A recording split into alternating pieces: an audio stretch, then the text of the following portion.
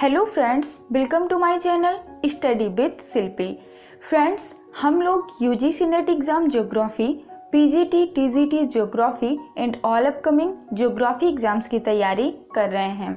Friends, आज हम geography में हिस्ट्री ऑफ ज्योग्राफिकल थॉट यानी कि भौगोलिक चिंतन के इतिहास में प्रसिद्ध फ्रांसीसी भूगोलवेत्ता वाइडल डी ला ब्लास के बारे में पढ़ेंगे।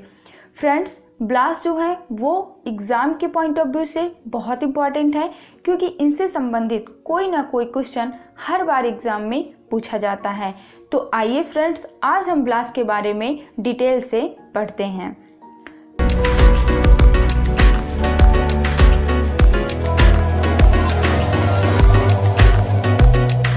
ओके फ्रेंड्स, वाइडल डी ला ब्लास जिनका जन्म 1845 में और मृत्यु 1918 ईस्वी में हुई थी।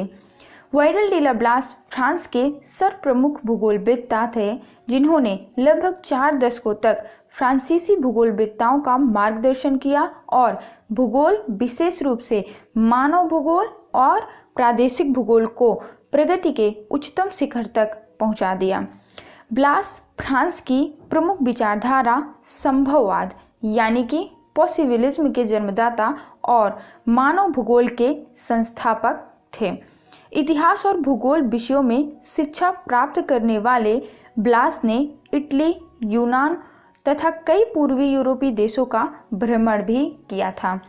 फ्रेंड्स, यहाँ पर 2 पॉइंट बहुत इंपॉर्टेंट है कि संभववाद के जन्मदाता किन्हें कहा जाता है, तो ब्लास को कहा जाता है, और मानव भूगोल के संस्थापक किन्हें कहा जाता है, तो भी ब्लास को कहा जाता है। ओके फ्रेंड्स, तो आपको इन दोनों पॉइंट्स को याद रखना है।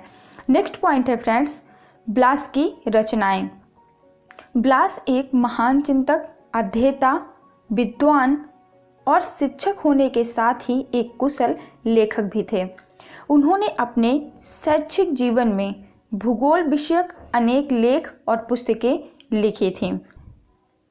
नेक्स्ट पॉइंट है, ब्लास के अधिकांश लेख उनके द्वारा संस्थापित एनाल्स डी ज्योग्राफी नामक भौगोलिक पत्रिका में प्रकाशित हुए थे।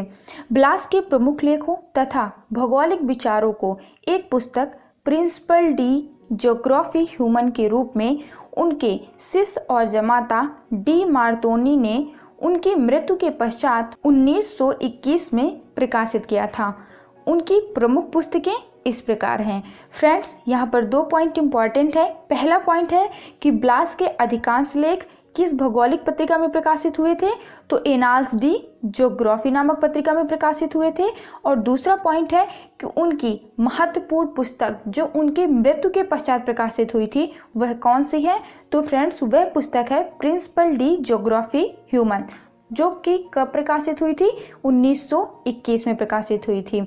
ओके फ्रेंड्स, तो उनकी अन्य पुस्तकें हैं, जिसमें सबसे पहली है यूरोप के राज्य और राष्ट्र, नेक्स्ट है यूरोप की मानचित्रावली, नेक्स्ट है फ्रांस का भूगोल, नेक्स्ट है पूर्वी फ्रांस का भूगोल, और नेक्स्ट है मानव भूगोल के सिद्धांत यानी कि principle de geography human. Friends, exam की दृष्टि से मानव भूगोल के सिद्धांत यानी कि प्रिंसिपल डी ज्योग्राफी ह्यूमन बहुत ही इंपॉर्टेंट है, और इसके साथ ही फ्रांस का भूगोल भी बहुत इंपॉर्टेंट है। ओके फ्रेंड्स, नेक्स्ट पॉइंट है फ्रेंड्स, ब्लास से जुड़े वे महत्वपूर्ण बिंदु जिनसे कोई ना कोई क्वेश्चन हर बार एग्जाम में पूछा जाता है, जिसमें सबसे पहला पॉइंट है ब्लास को मानव भूगोल का संस्थापक एवं संभववाद की विचारधारा का जन्मदाता माना जाता है। तो फ्रेंड्स, आपको याद रखना है कि मानव भूगोल का संस्थापक किन्हें माना जाता है, ब्लास को माना जाता है, एवं संभववाद यानी कि पॉसिबिलिज्म की विचारधारा का जन्मदाता भी किन्हें माना जाता है, ब्लास को माना जाता है। फ्रेंड्स, संभववाद शब्द जो कि लुसियन फेब्रे ने दिया था, लेकिन संभववाद की विचारधारा का सबसे ज़्यादा विकास किसी ने किया, तो वो थे ब्लास। ओके फ्रेंड्स, तो आपको याद रखना है। नेक्स्ट पॉइंट है, ब्लास ने एनाल्स डी ज्योग्राफी नामक पत्रिका की स्थापना की थी।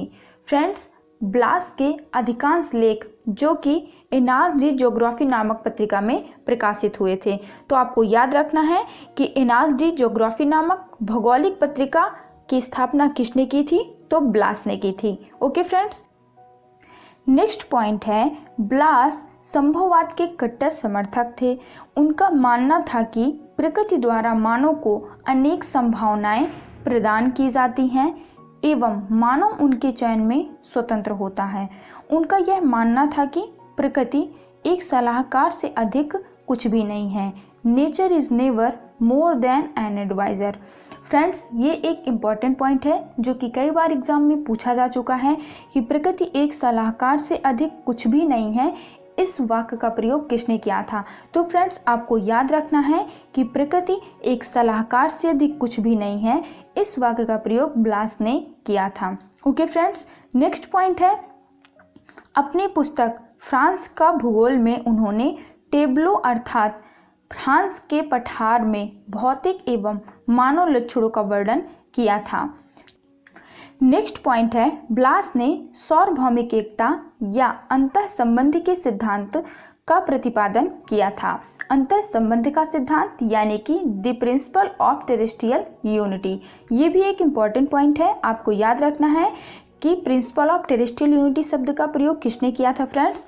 तो किसने किया था? ब्लास ने किया था। नेक्स्ट पॉइंट है, ब्लास के अनुसार प्राकृतिक भूदृश्य के विकास पर सांस्कृतिक भूदृश्य का प्रभाव पड़ता है। नेक्स्ट पॉइंट है, फ्रांस में भूगोल के विकास का मुख्य श्रेय ब्लास को दिया जाता है। तो फ्रेंड्स, आपको इस पॉइंट को याद रखना है कि फ्रांस में भूगोल के विकास का मुख्य श्रेय किसको दिया जाता है फ्रेंड्स? ब्लास को दिया जाता है। ओके फ्रेंड्स, नेक्स्ट है ब्लास की विचारधारा। ब्लास ने भूगोल के अध्ययन में कुछ संकल्पना और सिद्धांतों पर अधिक बल दिया, जिनमें प्रमुख है संभववाद की संकल्पना, नेक्स्ट है पार्थिव एकता का सिद्धांत, नेक्स्ट है लघु प्रदेश या पेज की संकल्पना और नेक्स्ट है विशिष्ट जीवन पद्धति की संकल्पना। फ्रेंड्स, ये चारों संकल्पनाएं एग्जाम के लिए बहुत महत्वपूर्ण हैं और कई बार एग्जाम में पूछी जा चुकी हैं। तो आपको इन चारों ही पॉइंट्स को याद रखना है, जिसमें सबसे पहली है संभववाद की संकल्पना। फ्रेंड्स, ब्लास का विचार था कि मनुष्य पर्यावरण का एक शक्तिशाली कारक है और अपने क्रियाकलापों द्वारा प्राकृतिक भूदृश्य में परिवर्तन करता है और सांस्कृतिक भूदृश्य का निर्माण करता है। ब्लास ने कहा कि मनुष्य प्राकृतिक पर्यावरण से नियंत्रित नहीं है, बल्कि इसने अपने विवेक और कार्यकुशलता से अनेक प्राकृतिक तत्वों पर विजय प्राप्त कर लिया है। मानवीय प्रयत्नों तथा क्रियाकलापों को प्रधानता प्रदान करने वाली इस विचारधारा को ही क्या कहा गया फ्रेंड्स? संभववाद की विचारधारा कहा गया। ओके फ्रेंड्स, नेक्स्ट है पार्थिव एकता का सिद्धांत।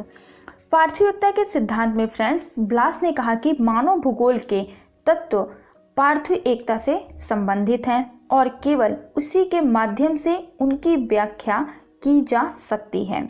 ब्लास ने कहा कि पार्थिव एकता एक सार्वभौमिक सत्य है जो प्रत्येक देश काल में विद्यमान होती है। जिस प्रकार ब्रह्मांड में विभिन्न आकाशीय पिंड एक दूसरे के गुरुत्वाकर्षण के कारण संतुलित रहते हैं, उसी प्रकार भूतल पर भी विविध प्रकार के भौगोलिक तत्व एक दूसरे से प्रभावित तथा संबंधित होते हैं। ये किसने कहा फ्रेंड्स? ब्लास ने कहा। किसके संबंध में कहा? पार्थिव एकता के सिद्धांत के संबंध में कहा। ओके फ्रेंड्स, नेक्स्ट है लघु प्रदेश या पेज की संकल्पना। फ्रेंड्स, पेज की संकल्पना में ब्लास ने कहा कि दीर्घकालीन विकास प्रक्रिया में एक समुदाय का उसके स्थानीय पर्यावरण के साथ गहन संबंध विकसित हो जाते हैं और उनका अंतर संबंध इतना बढ़ जाता है कि एक की कल्पना दूसरे के बिना करना कठिन हो जाता है। इस प्रकार मानव बसाव वाले प्रत्येक क्षेत्र की अपनी पृथक पहचान बन जाती है और उसका विशिष्ट व्यक्तित्व प्रकट होता है। अलग अलग स्थानीय सामाजिक सांस्कृतिक समूहों वाले ऐसे निवास क्षेत्रों को ब्लास ने क्या कहा फ्रेंड्स? तो ब्लास ने इसको पेज की संज्ञा प्रदान की। ओके फ्रेंड्स, नेक्स्ट पॉइंट है विशिष्ट जीवन पद्धति की संकल्पना। फ्रेंड्स, विशिष्ट जीवन पद्धति की संकल्पना में ब्लास ने कहा कि किसी एक ही प्रकार के पर्यावरण में निरंतर कई पीढ़ी तक रहता चला आ रहा मानव समुदाय अपने सामूहिक प्रयास से सामाजिक और आर्थिक जीवन की एक विशिष्ट और प्रायः अद्वितीय जीवन पद्धति, संस्कार और मूल्य बोध विकसित कर लेता है, जो उस समुदाय की मानसिकता का अभिन्न अंग बन जाता है। किसी क्षेत्र में दीर्घकाल में विकसित होने वाली विशिष्ट जीवन पद्धति और मूल्य बोध की इसी सम्मिलित मानसिकता को ब्लास ने जेनरे दीवी यानी कि फ्रेंड्स विशिष्ट जीवन पद्धति की संकल्पना कहा। अगर फ्रेंड्स आपसे पूछा जाता है कि जेनरे दवी की संकल्पना क्या होती है, तो वो भी विशिष्ट जीवन पद्धति की संकल्पना ही होती है। ओके फ्रेंड्स, इस प्रकार फ्रेंड्स हमने ब्लास से संबंधित उन सभी महत्वपूर्ण बिंदुओं को पढ़ लिया है जो कि एग्जाम में पूछे जाते हैं। तो फ्रेंड्स मिलते हैं हमारी नेक्स्ट वीडियो में।